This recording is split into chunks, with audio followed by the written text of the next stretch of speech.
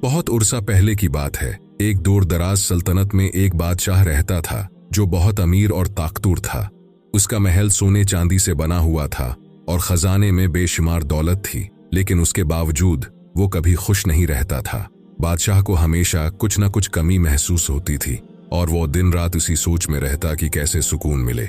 एक दिन बादशाह ने अपने वजीर से कहा, मेरे पास सब कुछ है, फिर भी मैं खुश नहीं हूँ। आखिर मेरी जिंदगी में सुकून क्यों नहीं?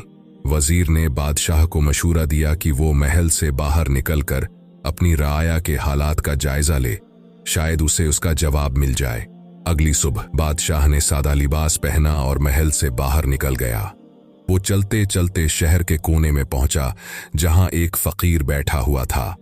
फकीर के चेहरे पर हमेशा सुकून और इत्मीनान था और वो मुस्कुराता हुआ बैठा हुआ था। बादशाह को ये बात बहुत अजीब लगी कि एक शख्स जिसके पास कुछ भी नहीं, वो इतना खुश कैसे है।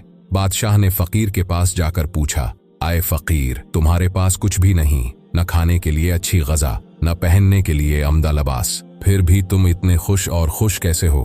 फकीर मुस्कुराया और बोला, खुशी और सुकून बाहर की चीजों में नहीं होता, ये तो हमारे दिल के अंदर होता है। जब हम कनाअत से जिंदगी गुजारते हैं और जो हमारे पास है उसी में खुश होते हैं तो हमें सुकून मिलता है। बादशाह ने ये बातें सुनकर सोचा कि उसने अपनी जिंदगी में कभी कनाअत अख्तियार नहीं की, हमेशा दौलत और ताकत के पीछे भागता रहा, जिसकी वजह से उसका दिल कभी खुश ना हुआ। इसने सोचा कि अगर एक फकीर इतनी सादगी से जिंदगी गुजार कर खुश रह सकता है तो वो खुद भी अपने दिल होगा को मुतमईन कर सकता है।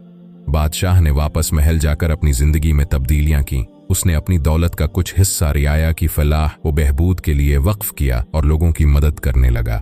जैसे जैसे उसने दूसरों का ख्याल रखना शुरू किया, उसे हकीकी खुशी और सुकून मिलने लगा। अब उसे समझ आ गया कि असल दौलत मोहब्बत और दूसरों की खिदमत है। बादशाह ने कनाअत और खिदमत की जिंदगी अपनाई और उसका दिल सुकून और खुशी से भर गया। उसने अपनी रियाया को भी ये पैगाम दिया कि खुशी दिल से होती है, ना कि दौलत से।